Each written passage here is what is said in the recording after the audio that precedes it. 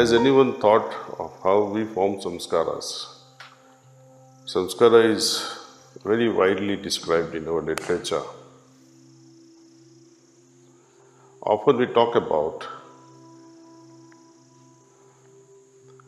the thoughts arising during meditation. We say it's all because of samskara. Someone told me yesterday that my wife is going through a phase. I said, what sort of phase? He said, she's going through a lot of cleaning here. I said, what is the outcome of this cleaning? She's suffering a lot. Unfortunately, we tie up suffering with cleaning, which is a totally misunderstood concept in Sayagyi Marg. Samskaras, when they are cleaned, something comes to surface, it comes to pass. Not only we have bad samskaras, we have good samskaras also. Sometimes good samskaras do come to surface for our enjoyment. We don't seem to be complaining at that time, see. Why don't we say, oh, I'm going through cleaning today?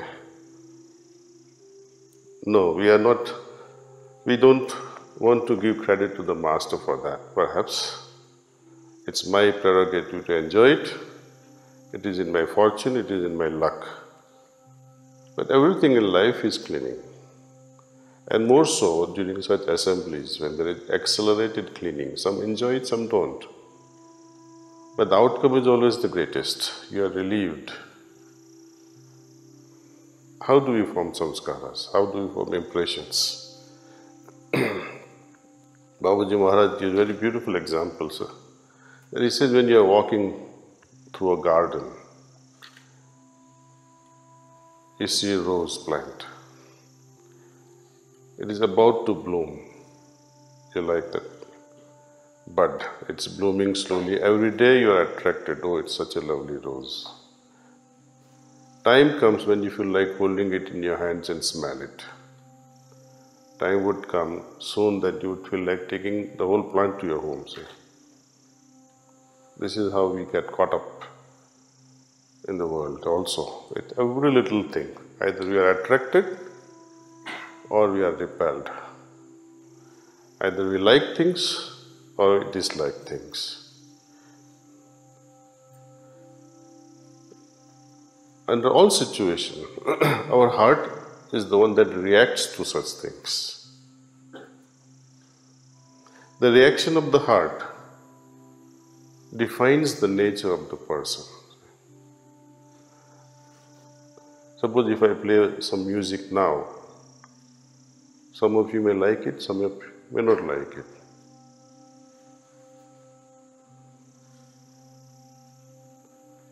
If an artist presented here some sculpture, only one person may like it, the rest of them say, oh, I don't like this thing. Same thing about painting, same thing about perfume, same thing about clothing. It is our heart that reacts to it. There is nothing in the object. If I had nothing in myself to get attracted by, I will not be attracted to that object, no matter what. There is nothing in the object per se. It is my heart that is turning towards it or turning against it. In both situations, when we react with heart's involvement, then it forms impression. Suppose you like something, or at the same time you dislike something else. Both form the impression. When you like something, and the results are not according to your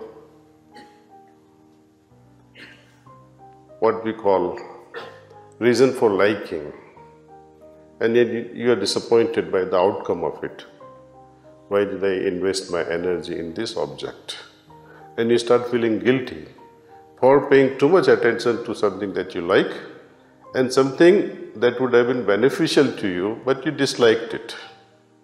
In both ways, you start feeling guilty. that I wasted time and I didn't pay attention here. And these are also, such sort of things create vibrations and they settle down at some place in our heart region.